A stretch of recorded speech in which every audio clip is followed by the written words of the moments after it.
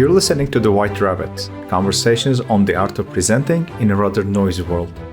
Your hosts are Matt Krause and Alper Rozanes. Matt helps leaders of international companies speak, write, and present with confidence. Alper is an author, communications trainer, and a startup investor with a diverse portfolio of companies in Barcelona. If you like this podcast, please share with your friends and colleagues. Now, on to Matt and Alper for today's conversation. Alper, I've got a little confession to make. Oh, I love those. Tell me. My podcast co-host has a background in visual design, and I'm in an industry where most of the people have backgrounds in visual design or are somehow involved with visual design. And I've got this opinion that sometimes I'm afraid to voice out loud because I think that people are going to get angry and run me out of town. Do I know this guy? Well, the opinion, and so I'll go into it a little bit more. And then if you have any questions about it, then maybe ask away because maybe I'll forget to clarify something. But the opinion that I'm afraid that is going to get me run out of town is that you should be able to do a presentation with no visual design at all. That's the opinion.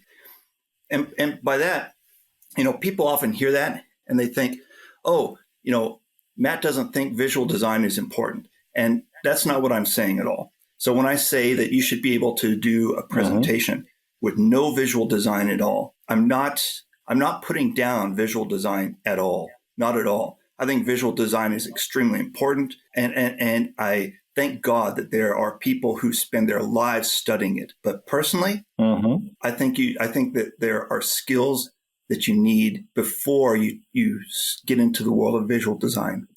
Great. That brings us to the end of this episode. And listen, like you said, I have my background on visual design and specifically slide design. I started my whole business designing slides, but I'm not going to completely disagree with you on that. In fact, you may be surprised that we will be more on the same page than you might have. You might have. Well, it's good to know. Let me hear you a little bit more. Tell me more. Tell me more, and then I'll throw my 2 cents onto the topic. It's good to know that you might not run me out of town. Okay, so I'll tell you what I mean by that. You know how, like last week, you were telling a story about 2 entrepreneurs who were in a pitch competition, and the technical problems. Their video broke down. They were having technical problems. It completely ruined their presentation. And then I think of another example. And because it's a real life work example, there's confidentiality. So I can't mention the person. I can't mention the name of the bank. I can't even mention the country that was involved. Okay. So let's just say it was it was ABC Bank and the country was Nepal. So ABC Bank and the country was Nepal. So I get this call from a client. He's an existing client. This was a couple of years ago. I get this call from an existing client, and he's been scheduled to appear before the board, the ABC Bank board. ABC Bank is they're a big global bank, international branches, blah, blah, blah. And so I get this call from him, and I go into his office, and it turns out that he's got like 2.5 minutes to argue in front of the board about why they should keep the retail branches in Nepal open. He's got 2.5 minutes to do this. Just that? Yeah. 2.5 minutes. 2.5 minutes. So, and the number of people who work in the real life version of these retail branches in Nepal, they number in the thousands. And the board is considering closing these retail branches because they're not profitable. And my client wants to keep them open. He has business in other countries, not in Nepal, but he's got business in countries around Nepal. And he's afraid that if they close the retail branches in Nepal, that it's going to affect the business outside of Nepal. And he wants to argue that he wants to argue that you shouldn't close the branches in Nepal. And he's got 2.5 minutes to do this. Okay.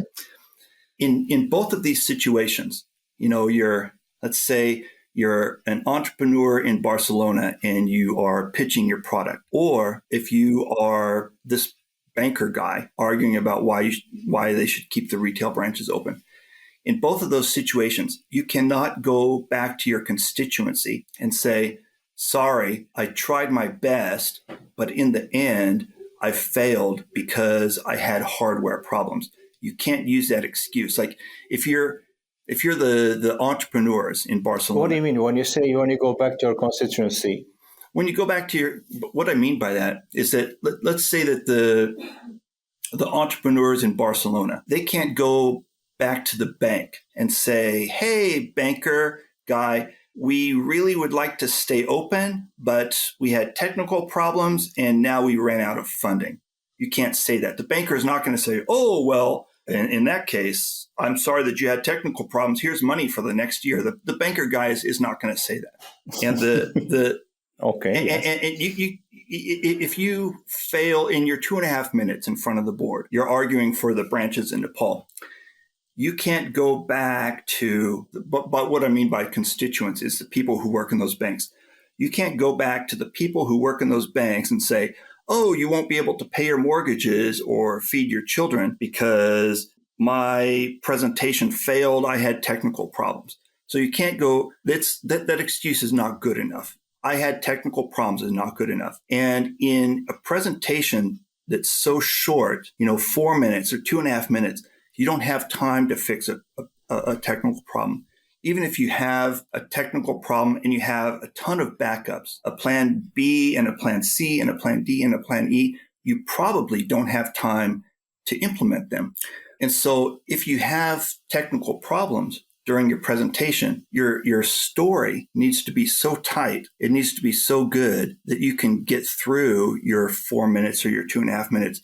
And I'm not saying that in the case of these entrepreneurs in Barcelona, I'm not saying that, if your video breaks down, you should be able to tell your story so well that everybody knows your product and you don't even need the video. They walk out of there having a good feel for what your product is, but your story needs to be so tight that the investors can at least walk out of there and think, okay, well, I'll let this guy talk to me again. I want to talk to this guy again. I want to see what this product was. That's how tight your presentation needs to be. That's the standard that you need to get to. And it makes me think of. Well, I've been listening to you speechless. It makes me think of this show. It was on. It's an old show. It was on maybe 10 years ago or something like that. It was called Revolution. And in the show, I have seen the trailer.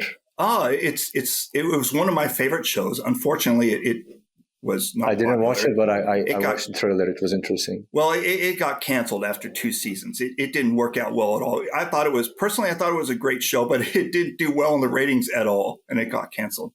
Apparently, our opinion did not matter in this case. Yeah, our opinion didn't matter. So, but the premise of the show is that all the electricity goes out, all of it.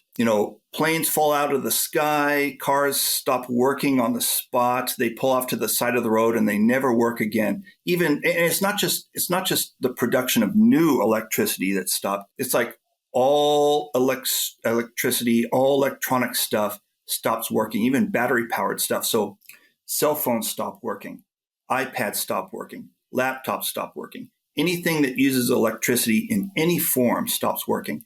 And your presentation your story needs to be so tight that you can survive a situation like that. And I know that the advice, your story needs to be so tight. I know that's not actionable advice. And maybe in next week's episode or some near future episode, we need to give these people some basic story structures that they can actually use, because This advice that I'm giving right now, your story needs to be so tight. That advice is completely not actionable. Yeah, what am I supposed to do with that? Yeah, when somebody tells you, tell a story, what do you do with that? We're going to have an episode on storytelling, and we're going to poke some holes into that too. Yeah. Okay. So rest assured that in next week or in a near future episode, we're going to give you some story structures that you can use. But that's my opinion, is that your story needs to be so tight that you can have a total breakdown of all things electronic, and you still at least need to survive to play another day. Well, this concludes our therapy session. No, joking aside, by the way, at the expense of losing maybe some future design jobs for myself, I completely agree with what you said. Oh, wow. And like I said, in future episodes, we'll probably talk more about this. We'll try to punch some holes into this idea. But you will be surprised at the level of agreement that I have with this. If not only speaking of if things go wrong, your story should be solid, but I personally believe, after more than 10 years of designing presentations and working in this field, that yes, you should be able to deliver a superb presentation without using slides, without using videos, whatever, just connecting with your audience. So we're not finished. We're going to keep talking about this, that's for sure. But like I said, you will be surprised at how more agreeing I am with you than not as someone with a design background. Yeah, when I voice this opinion, like before I say it, I think, everybody's going to kill me if I say this. But then when I say it, I find out that actually a lot of people, including people with visual design backgrounds, say, yeah, you're not that far off. And so then I feel slightly comforted, because I'm like, these people aren't going to run me out of town. But this conversation isn't over, my friend. We're running out of time, but we'll come back to this. Okay. So we've got some structures to give these people, some story structures. You've got some questions to come back at me at, some challenges to make. So this is going to go on for a while. So we'll wrap up the podcast for today, and then tune in next week and in the coming weeks, and we'll dive into this subject a little deeper for you. All right, we'll do that. So Mr. Psychologist, it was a pleasure speaking with you today. I'll send you the bill afterwards. Thank you very much. All right, I'll talk to you later. All right, I'll talk to you, Matt. Okay, bye-bye. Thank you for listening to The White Rabbit with Matt Krause and Alper Rozanes. You can subscribe to the podcast on Spotify, iTunes, or through your favorite feed.